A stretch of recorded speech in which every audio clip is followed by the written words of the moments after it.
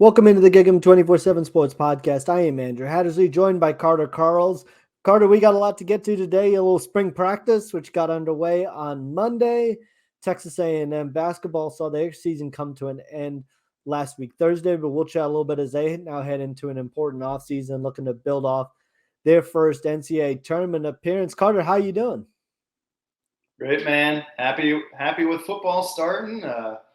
Spring practice began yesterday, so felt good. First action since I've been here. Been here about a month and a half, so it was good to finally be out there and see what this team looks like.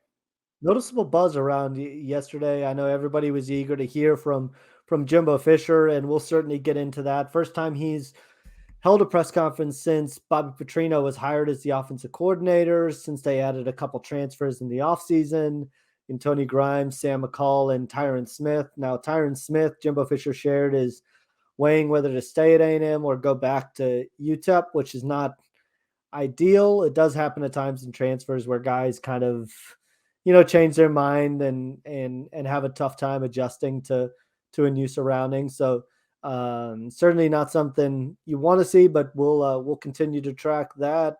As you mentioned, first practice, first time out there, getting to see a lot of guys. Just what was your impression and what were some of your big takeaways in the short window got to see them?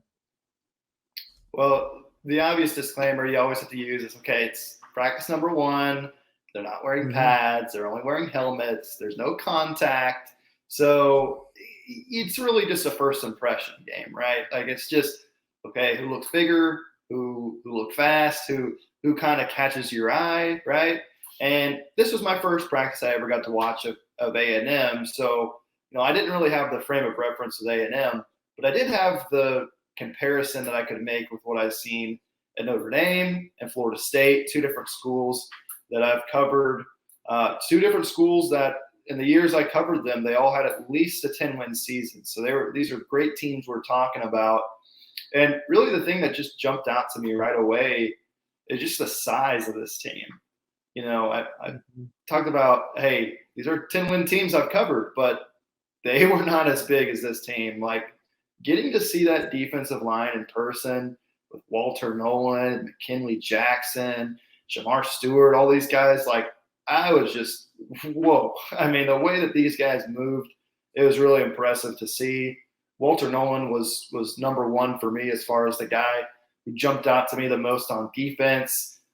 Don't know how accurate the weights are that they list on the online roster, but last season he was listed at 320. Right now he's listed at 285. So, if you did the math, that's 35 pounds of a difference. That's a lot of weight that he lost. And you could see it. It looked to be very quick, looked to be very fast when he was working through position drills. Another guy that stood out to me on the offensive end is Donovan Green, the tight end. You'd think that after what he showed last year, showed a lot of flashes, that he can really step up into a featured role this season. And again, online roster, we don't know if the weights are entirely accurate, but it seems like he's gained 15 pounds since last season. I thought he was supposed to be a little bit on the smaller end, but when I saw him in person, I thought, this guy's way bigger than I imagined he'd be. He's 6'4", 250, and just looked like a guy who could dominate a game physically. It just looked like a guy who was one of the better athletes on the field. So those are kind of the two guys on both sides of the ball that stood out to me. Beyond that, some concerning stuff as far as depth. Wide receiver, they only got 7 scholarship guys on the roster. Linebacker, they're 2 deep, is full of early enrolled freshmen. Offensive line, they couldn't even have a 3 deep. They're so light at the position. And cornerback, they've only got just a tiny handful of guys scholarship-wise that they can rely on. I was walking past the cornerback and safeties yesterday, and there was a lot of guys that didn't even know who they were because there were so many walk-ons in that group. There was about seemingly like 30 people in that group, and like 18 of them were walk-ons. It seemed like the majority of them were walk-ons. So, like, there is some depth that certainly needs to be addressed with this team. I don't know if they're going to have enough players to scrimmage and do a lot of, competitive settings 3 deep. But on the front lines, on the starting lines, you've got so much talent all over this roster, from the D line to the starting receivers to some of the running backs they've got. There's a lot of talent. It's really just the depth that concerns me. And I think the linebacker, we've kind of hammered that point home about, that's one of the positions, if you talk about later this spring and where A&M still needs to address, I still think it's linebacker. I know they're still talking to a couple of guys and could potentially add to that room. They've got until the summer to really do that. And so I wouldn't be surprised to see them continue to add to that room. And it was good to see when you talk about the secondary, Bobby Taylor, a guy out there moving around, has battled injuries the past 2 years, had a nice one-handed grab yesterday at practice. That's a guy I think A&M really needs to kind of take that step forward in his second year. And then you mentioned size, and to already see Torian York and Damian Sanford, Torian York from the online roster measured in at 220. Damian Sanford already put on 10 pounds and was measuring in at 220 as well. I think those are encouraging numbers, and we'll see how those guys continue to progress during the spring. I know, as you mentioned, it feels like the first couple of practices for freshmen, it's like, their heads just swimming in information and things move really fast. I remember talking to a source last year whose kid was a freshman, and he said, man, like, things move really fast up at this level as a freshman, and that's kind of what these first couple of practices are about.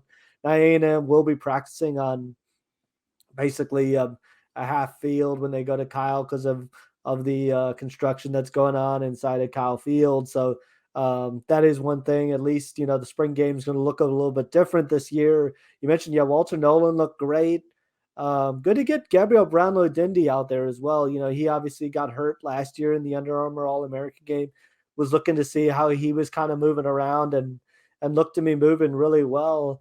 Switching gears obviously to the other big storyline, and this felt like it kind of dominated a lot of the questions in the press conference. What was your read on just all the Jimbo Fisher, Bobby Petrino stuff? I know there was a lot of focus on that and the play calling and all that stuff during the first press conference.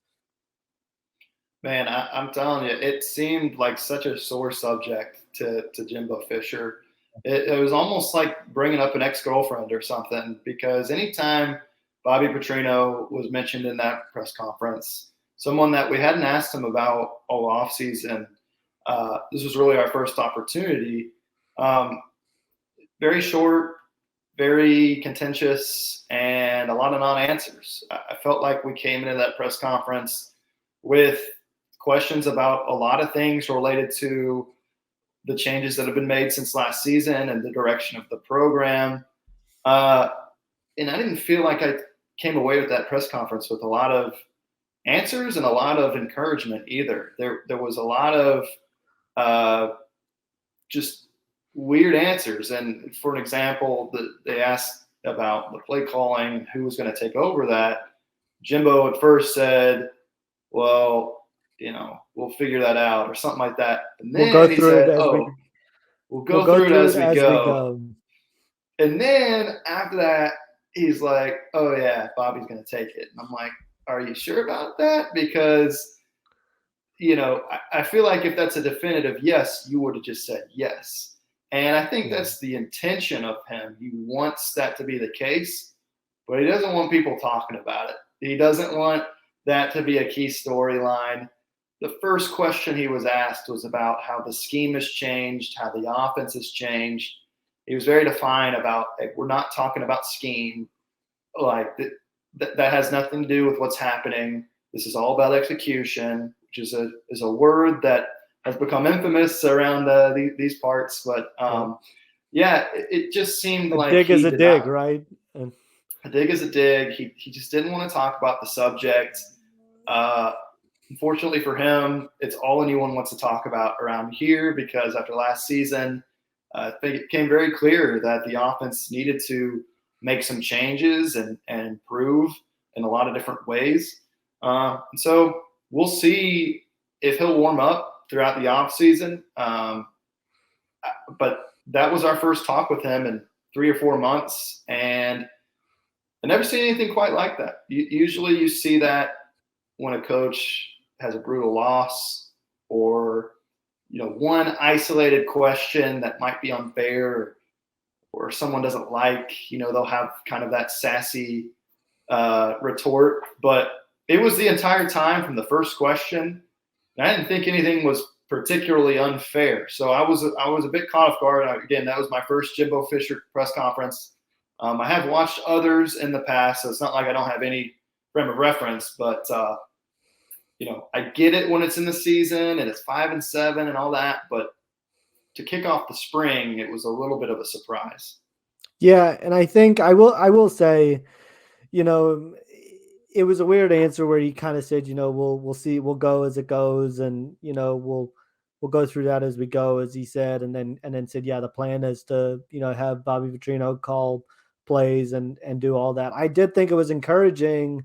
Again, this is only in the short window that was really available to the media, but it did feel like Jimbo was kind of hands off and letting Bobby Petrino work with the quarterbacks and work directly with Connor Wigman, and was not, many have kind of noted he wasn't as vocal as maybe, he usually is during a practice. So I think it's one of those things, like there's two sides to it, right? Like, it obviously, I don't think from a fan perspective made anybody feel at ease. I do think the flip side of that's encouraging that, at least he was letting Bobby Petrino be hands off, and maybe that's just the way it's going to be. Maybe it's just going to be a subject that, he kind of isn't maybe overly excited about talking about, and kind of wants it to go on his business as usual. But if things go smoothly on the practice field, I think that's all that's really going to matter in the long run. And you're right. I think part of it too is, like, last fall, he just got week after week. It was about, are you going to have a new play caller? Are you going to have this? Are you going to have that? And I think he kind of came to the spring and it started from day one. And maybe he thought like they were going to be moving on to kind of a fresh slate with Bobby Petrino there, and was just like, hey, we're not doing this again. I did this. I did this all of last fall, and took those questions, and was obviously under a lot of heat. And, you listen to fans, and fans still are, there's going to be pressure on this A&M team until they hit the fall, until they start winning games. And that's just the reality. Yeah. When it comes to what I observed in practice, again, I mentioned some of these other programs I've been to, like, usually the head coach, unless they're very, very, very involved, they're trying to see everything in practice. They're trying to look at all the different positions and trying to chime in, and even the offensive-minded coaches will do that. I mean, I can recall watching Brian Kelly at Notre Dame and Mike Norvell at Florida State jumping around position to position while they let the quarterbacks coach or offensive coordinator kind of be the one that was training and, like, legit teaching the quarterbacks. And for the most part, that's kind of what I saw. It started off right from the get-go. Bobby Petrino was kind of teaching the quarterbacks, doing certain drills. They had one drill where they had to be like flat-footed and throw the ball. There was one drill where they kind of threw it and like had to touch the ground with one hand. Yeah. And these were at like stationary targets 10 yards away. But, there was very intentional teaching that was happening, and it was coming all from Bobby Petrino. And Jimbo was just kind of off to the side. Now, later in the practice, when they started to throw to receivers and things like that, and still against air, but that's when Jimbo started to get a little bit more involved. But so Jimbo wasn't the one doing the teaching, but he was kind of still focused on the quarterbacks for the most part. And so it was different than what you typically see. I think my question is, I can buy in to the notion that Bobby Petrino is taking over play calling. I can buy into the notion that he's going to be the one primarily working with the quarterbacks. My question is, what happens if things don't go well? Because Jimbo is noticeably hurt or bothered by all that has gone on and what he has been basically had to do this offseason with getting Petrino and giving up play calling. But if it doesn't go well, he may feel inclined to say, okay, well, I got to meddle with this. It's not working. It's my turn to take over play calling. It's my turn to work more closely with the quarterbacks because whatever we got going is not working. You see it all the time at the college and the NFL level where things don't go well. I mean, the Cowboys, things didn't go well with Kellen Moore this year. So they got rid of Kellen Moore, and now Mike McCarthy is in charge of play calling. And that was after Mike McCarthy gave up play calling for a few years. It happens everywhere. When things don't go well, the next step is, well, okay, we got to change this key aspect to it. They did that this offseason. But if that doesn't go well, they may go back to it. So, I see a lot of chatter about like, oh, no, this is for sure happening. And I'm like, okay, I can buy that. But let's just see how it plays out, because the fact that he's not willing to give a definitive answer yet, to just say yes, like, yes, he's taking play calling. Yes, I'm completely content with me giving this up. It tells me that there's this little wiggle room in there where if things don't go well, he may want to take over again. No doubt. And we've talked about this before I don't think we're going to truly have an idea of if this is going to work or if this isn't going to work until the going starts getting tough in the fall and you lose a game that you shouldn't have lost, or the offense is struggling, and what kind of happens then. I think that's going to really be the telltale sign. And when things don't go according to plan, that's going to kind of be the telltale sign. And the other one, I think the final one that we got to touch on is that I think people were kind of perplexed and confused about was his answer about the offensive line. And look, the offensive line is going to be a concern, I think, throughout this throughout the spring, because there's a lot of injuries there. We had kind of talked about Hunter being a guy that was probably going to be out for the spring, was told in January that he's recovering from some offseason surgery. And so, the expectation was he wasn't going to be available the spring. Trey Zune, Bryce Foster is obviously with track, Matthew Wyckoff, just a couple guys missing there that makes you a little uneasy about the depth.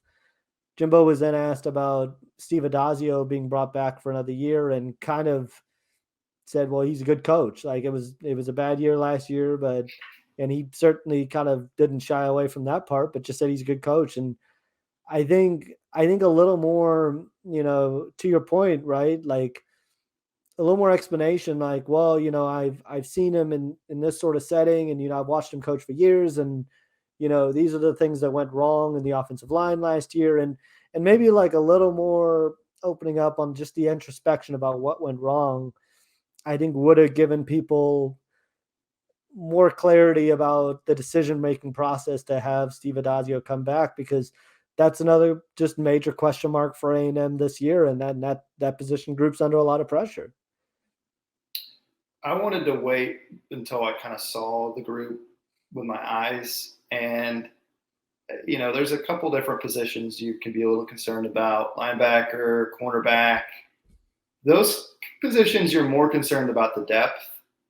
With the offensive line, I'm concerned about everything: the coaching, the starters, the depth, the tackles. All of it is bad. And I cannot stress enough how screwed of a position A&M is at right now with its offensive line. And it's no surprise. You look back at Florida State with Jimbo Fisher, and they had incredible position players, skill players. They had incredible defensive backs and defensive players. But the one thing that they never had, for the most part, was offensive line. And it's always been a weak point throughout Jimbo Fisher's career, and it's become a weak point again. 2020 was the one year where you felt like that was a really good – that was an elite offensive line. And it was a veteran group that kind of had been together for a little while and clicked. Yeah. I thought they were one of the best three offensive lines in all of football. But my goodness, how much they have fallen since. I don't have confidence in really any part of the offensive line right now, because first of all, you don't have any depth. They didn't have enough players to field a third-team defense. They don't really have great tackles. I think Ruben Fothery, you like what he's able to do, but sometimes, I don't think he progressed the way you wanted him to last year. Trey Zune didn't progress the way you wanted him to. The backups seem very far from being capable starters. And then there's just injuries all across that offensive line.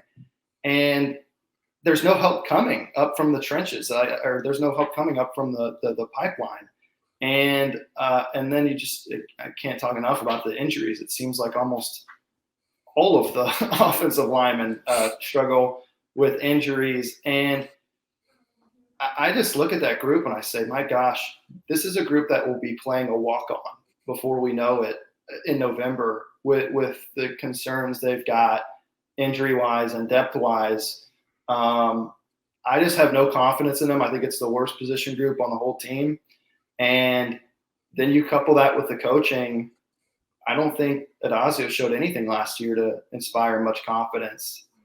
So I probably said a little too much there, but I'm telling you, man, it's the truth. Is concerning. It's the group. I still think that Ruben Fothery comes with like that, that prototypical size that I agree with you in the sense that he had a really good freshman year. I think he really grabbed hold of that position and played well and stepped in and brought some stability.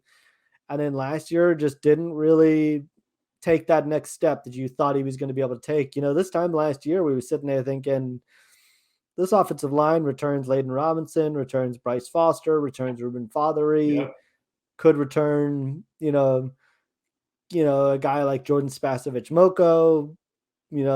Trey Zune was a guy that there was a lot of optimism about what he would be able to do. And sitting here a year later, there's just so many questions. There's not, and Cam Dewberry's a guy I still feel pretty good about, but aside from that, there's just me some Dewberry. Dewberry was a big time bright spot last year, but missing your top two centers in spring ball that's not ideal. And what this offensive line unit needed this spring is they needed health and continuity. Okay, if you're healthy and you bring everyone back for the most part and you can gel, I mean, a lot of that happened with the 2020 offensive line. They were not good for like in 2018 and 2019, even the very beginning of 2020. You remember that Bama game, they got whipped. And they just gelled and came together, and they had started so many games together that it clicked, and they had this chemistry, and they had this like crazy. And it's not like a ton of those guys are NFL. I know Dan Moore is. He's with the Steelers now, but like those guys, it was like a chemistry thing, and they were also freaking huge. That was one of the biggest offensive lines in A&M history. But this team, they needed the continuity. They needed the gel. And you thought, okay, well, all these guys are coming back. That's a great thing, right? But now you're on Remington Strickland as your starting center this spring, and you're on Demetrius Cronover at left tackle. You're starting with Moko at left guard instead of Dewberry, which I kind of question a little bit, but Moko does have the experience and he does have the potential. He just has to stay healthy. But I look across that board and I say, man, there's no continuity there because of those injuries. And the spring is what they needed. They needed a spring where they could gel together. And now they're not going to have until at least preseason camp to where they can gel. And that gives me some concern at the start of the season. Yeah, especially early in the season. So key thing, they're going to have to stay healthy, and it's going to be a position group that we kind of keep a close eye on heading through the rest of the spring into fall break. We're gonna switch gears a little bit after a quick break and talk a little basketball. A&M basketball did fall in the first round of the NCAA tournament to Penn State, and as I mentioned at the beginning of the show, is now turning their attention towards the offseason. We're gonna kind of look at that after a quick break.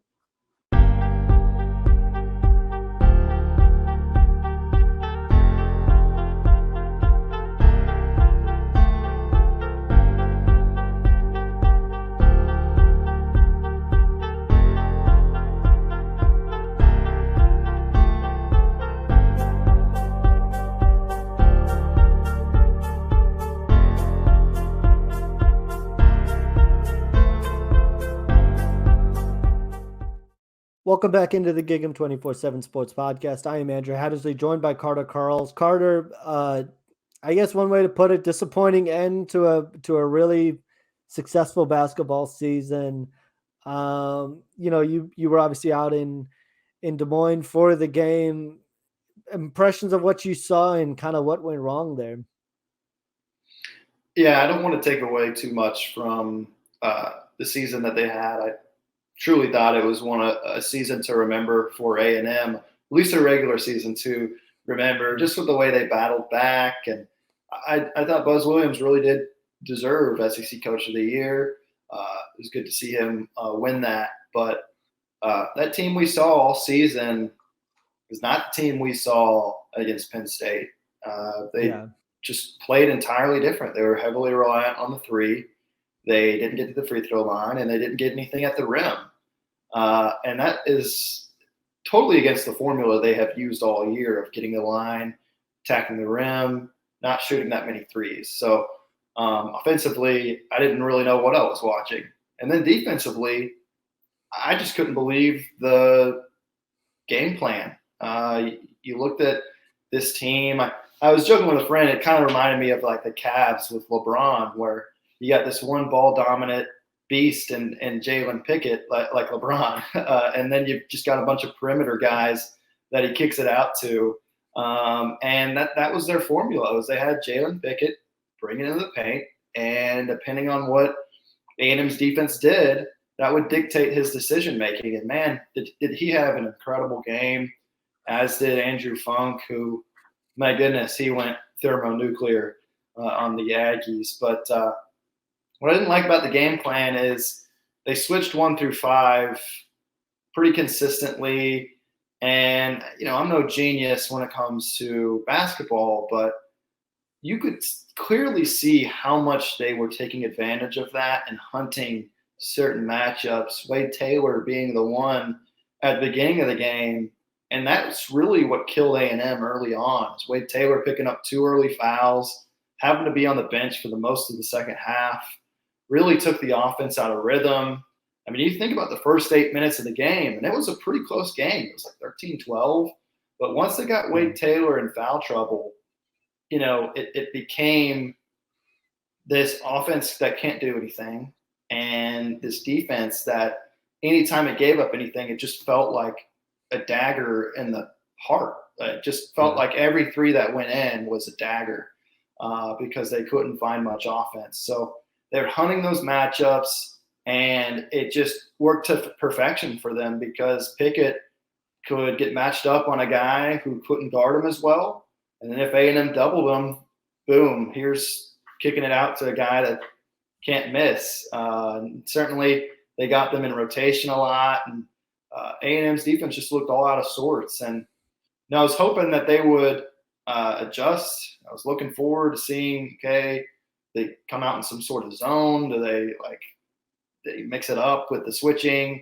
It didn't seem like they changed that much. I mean, they started to pressure them full court for a little bit toward the for majority of the second half, but that wasn't working either. And it just felt like Penn State had every answer and was a step ahead of them. And so it was definitely unexpected. I don't think anyone can sit here and say, yeah, Penn State was going to win that game by 17. But I also think you have to recognize Penn State is a dang good team. They took Texas toe-to-toe. I think Texas is capable of making the Final Four.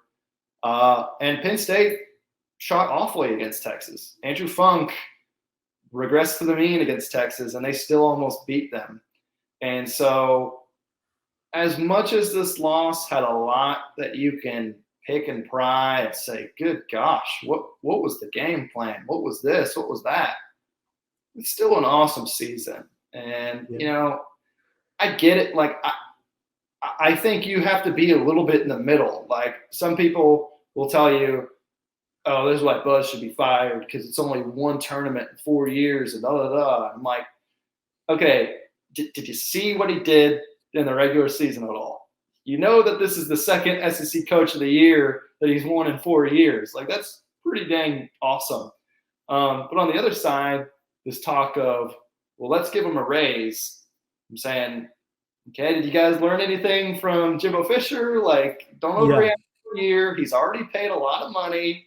And it did end very badly. So, you can always just do nothing. You can always just sit there and let him get paid, the ninth most in the country. I don't think he's going anywhere. So I think after a season like this, you do feel disappointed. You do feel like things need to get better from a recruiting standpoint. Absolutely. But let's not overreact. And let's remember that this was a pretty good season for Texas A&M. Yeah, no doubt. And you talked about, he's got 2 more years in his contract. I think you can kind of let it play out, see how next season kind of goes, see if this team can kind of take that step forward. And it's one of those things that happens in the NCAA tournament. They're not going to be the last team, and they certainly weren't the only team in this tournament that had a bit of a clunker and got beat pretty good. It happens in the NCAA tournament. Every team in there is pretty good and in there for a reason. It's not easy to get into the NCAA tournament. And when you have a team like Penn State that has shooters like Funk and Lundy and some of those guys that get hot and kind of exploit matchups, and they could exploit a matchup with Jalen Pickett and Wade Taylor, this can happen. It can happen. This is a team that, was playing in the finals of the Big Ten tournament as well on their end. They were also came into the tournament red hot. Yep. And I think going towards the offseason, though, I do think there's areas of this team that can get better. And the first one for me is outside shooting. This team has got to add an outside shooter. Give me the 3-point shooting. Yep. Give me the 3-point shooting. And it's like, when you look at this team and of the guys that they've reached out to in the portal so far, I feel like they do kind of realize, okay, we may need to add. Noah Fernandez is one that they've reached out to. Good 3-point shooter. That's a guard. And, if you can add more outside shooting when things aren't going well or a team is playing you a certain way, you can play that matchup. And people asked about Hayden Hefner. They need more. They either need more from Hayden Hefner, or they got to find somebody else that can kind of be a solution there, because he's averaging less than a 3 per game, and he's not giving A&M the lift that they need from the 3-point shooting perspective. And, I know everybody says, well, they need to add size inside. And the truth of the matter is, Julius Marble and Henry Coleman was a pretty good front court duo this year. And A&M was able to muscle up a lot of teams and got a lot better on that front. I still think they need to get better in defensive rebounding, though. And they still need to get better, maybe add a third guy that can kind of take that step forward.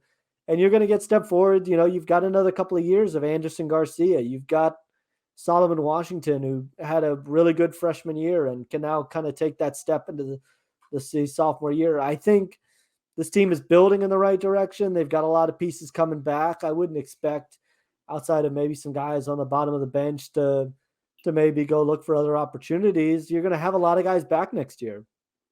Yep. No, absolutely. And we talk about how the season ended and that being a disappointment. This easily could have gone another way. I just look at where Missouri was. They could have played Utah State and Princeton their first 2 games, and we could be talking right now about how they're going to the Sweet 16. So you never want to overreact to just one isolated game, but you do see the obvious holes on the roster that can improve. I think you're the one who said, you wrote that the 3-point shooting in 4 years at Texas A&M that Buzz Williams has been there, they haven't been better than 251st, yeah. 251st in the country. That's a lot of teams. I don't know about you, but Andrew, but 250 is a lot. That's a lot. So, yeah, I think that is the biggest concern to address. You love the backcourt that's coming back next year. If Radford indeed comes back, you've got 2 All-SEC caliber players. You're looking at the Dexter Dennis 3 role, right? The small forward kind of role that you're filling, and you want to fill it with a sharp shooter. I do think another big man would be a good thing. They don't desperately need it, but as much as I liked Coleman and Marble and Spots last year, I felt like they faded toward the end of the year, where you'd have a lot of these games where they just couldn't rebound and they couldn't take over a game. You'd see Marble occasionally take over. I mean, even against Penn State, took over the first 5 minutes. And then long stretch of the game, you'd say, man, where are these guys? Yeah. And so if they can get a really solid big man, I saw the guy out of Wyoming's in the portal. They get a really good big man. Those guys, I think as role players, they're awesome. Like Anderson Garcia as a role player is awesome. But if you're making them your number one guy, it can be a concern. And that's not to say they can develop. I mean, I think they showed a lot of great things this year. But if you can get a proven like 15-9 averaging big man, I think you go get that guy, just because I think rebounding and just the easy buckets could be really valuable for this team. No doubt. I mentioned it on the board. Somebody kind of joked about, he was the guy they need to go after. And I will have later this week some portal names that I think are intriguing and guys to at least kind of look at. And I joked, he's right at the top of the list. Don't you worry. He'll be on the list. He'll be on there. So be sure to stay tuned for that. He'll be on there. Some other guys, Miles Stute is kind of an interesting guy out of Vanderbilt.